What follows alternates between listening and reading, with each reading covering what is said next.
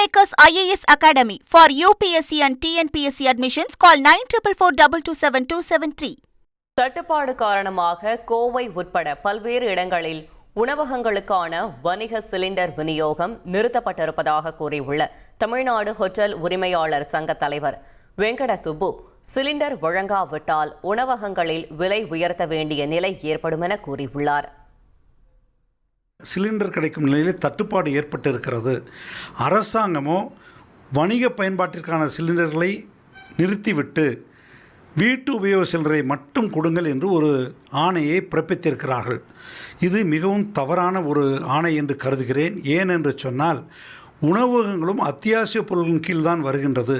தட்டுப்பாடு ஒரு பக்கம், அந்த விலை உயர்வு ஏறக்குறைய 150 ரூபாய் விலையை உயர்த்தியிருக்கிறார்கள். இதுவரையும் கொடுத்த டிஸ்கவுண்ட்டை கிட்டத்தட்ட 250 ரூபாயை பெரிய நிறுவனங்கள் தான் கட் பண்ணியிருக்காங்க. இந்த ரெண்டும் சேர்த்தா 500 ரூபாய் ஒரு சிலிண்டருக்கு கூடுகிறது. ஏறக்குறைய 20 to 25% விலை உயர்ந்திருக்கிறது. ஆகவே ஹோட்டல் உரிமையாளர்கள் தங்களுடைய வாடிக்கையாளர்களிடம் விலைகளை உயர்த்தியே தீர வேண்டிய ஒரு கட்டாயத்தில் இருக்கிறார்கள்.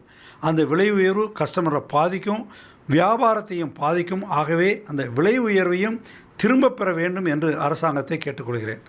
Kingmakers IAS Academy for UPSC and TNPSC admissions. Call 9442272273.